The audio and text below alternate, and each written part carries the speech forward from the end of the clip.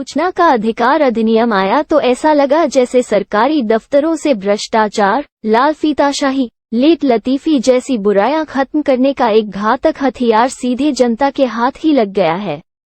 लेकिन अब देश की सर्वोच्च अदालत कह रही है कि आरटीआई एक्ट की धार बड़ी तेजी से भोथरी होती जा रही है और यह एक बेकार से कानून की श्रेणी में तब्दील होता जा रहा है। तत्कालीन मनमोहन सिंह सरकार ने शासन प्रशासन में पारदर्शिता सुनिश्चित करने के मकसद से सार्वजनिक प्राधिकरणों को इस दायित्व से बांध दिया गया था कि यदि आम कोई जानकारी मांगे तो उसे सुगमता से मुहैया कराई जाए।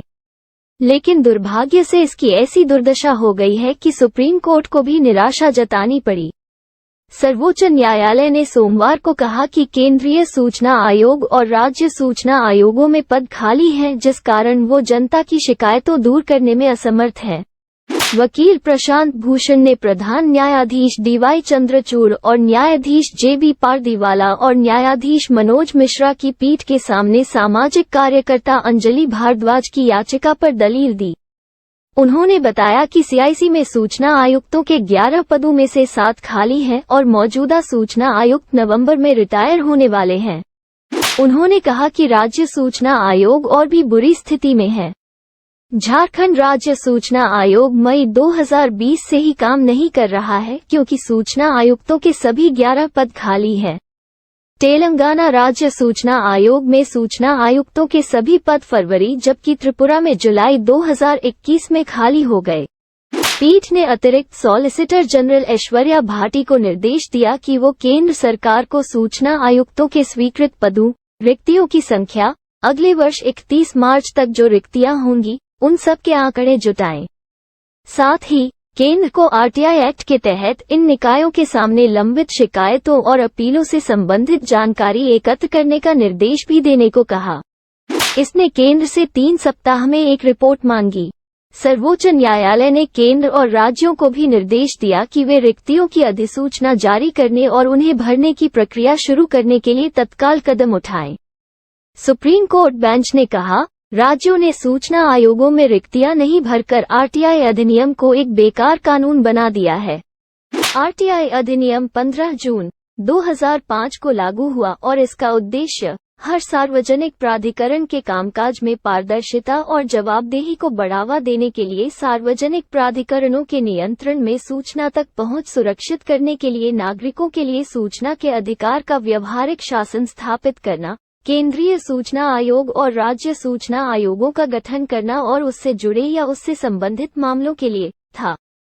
याचिकाकर्ता अंजलि भारद्वाज ने अदालत को बताया कि महाराष्ट्र राज्य सूचना आयोग के पास कोई प्रमुख नहीं है और यह केवल 4 आयुक्तों के साथ काम कर रहा है, जबकि 1,15,000 से अधिक अपील शिकायतें लंबित हैं। उन्होंने कहा कि झारखंड एसआईसी मई 2020 से पूरी तरह से निष्क्रिय है और पिछले 3 वर्षों से कोई अपील शिकायत दर्ज नहीं की जा रही है या उसका निस्तारण नहीं किया जा रहा है। भारद्वाज ने कहा कि त्रिपुरा एसआईसी जुलाई 2021 से और तेलंगाना एसआईसी फरवरी 2023 से निष्क्रिय है, जबकि 10,000 से अधिक अपील शिकायतें लंबित हैं। कर्नाटक एसआईसी 5 आयुक्तों के साथ काम कर रहा है और 6 पद रिक्त पड़े हैं। उन्होंने कहा कि आयोग के समक्ष 40,000 से अधिक अपील शिकायतें लंबित हैं।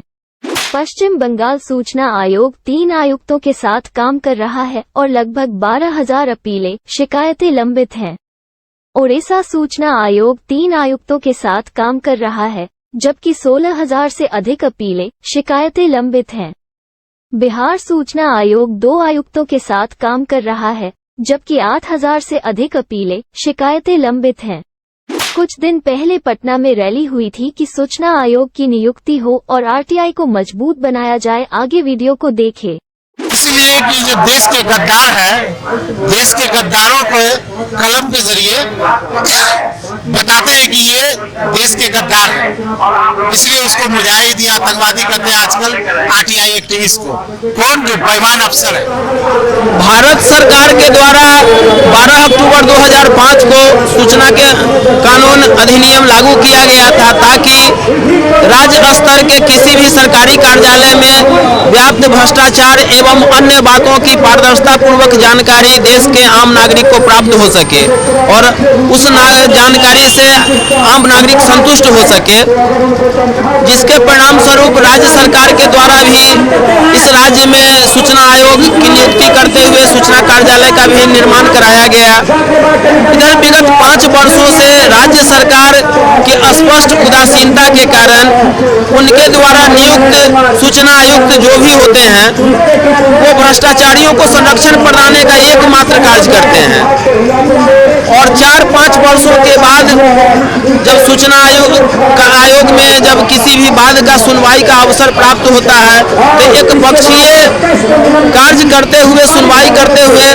बल्कि आवेदकों को डरा धमका कर बात को समाप्त कर दिया जाता है और 99% मामले में वांछित सूचना भी नहीं दिलाई जाती है, जबकि एक्ट में स्पष्ट प्रावधान है कि प्रपत्र क के प्रेषण से 30 दिनों के अंदर वांछित सूचना दिलाया जाना है। यदि 30 दिनों के पश्चात वांछित सूचना नहीं दी जाती है तो 250 रुपये प्रतिदिन की दर से अधिकतम 25,000 रुपया अर्थदंड एवं अन्य सुसंगत कार्यवाही किया जाना है, परंतु ऐसा नहीं किया जाता है, जिसके कारण भ्रष्टाचारियों का मनोबल प्रोत्साहित होता है और आरटीआई कार्यकर्ताओं के मनोबल को ह्रास किया जाता है, जिसके विरुद्ध आज गर्दनीबाग के प्रांगण में आरटीआई राज्य स्तरीय आरटीआई कार्यकर्ताओं के द्वारा 1 दिवसीय धरना का आयोजन करते हुए राज्य सरकार से निष्पक्ष और स्वच्छ छवि के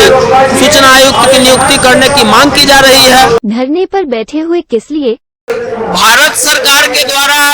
12 अक्टूबर 2005 को सूचना के कानून अधिनियम लागू किया गया था ताकि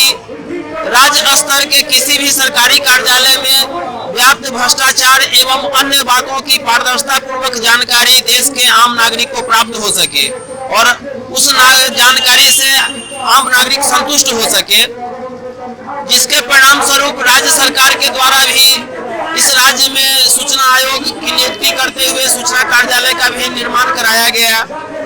इधर विगत 5 वर्षों से राज्य सरकार की स्पष्ट उदासीनता के कारण उनके द्वारा नियुक्त सूचना आयुक्त जो भी होते हैं वो भ्रष्टाचारियों को संरक्षण प्रदान का एकमात्र कार्य करते हैं और 4-5 वर्षों के बाद जब सूचना आयोग में जब किसी भी बात का सुनवाई का अवसर प्राप्त होता है तो एक पक्षीय कार्य करते हुए सुनवाई करते हुए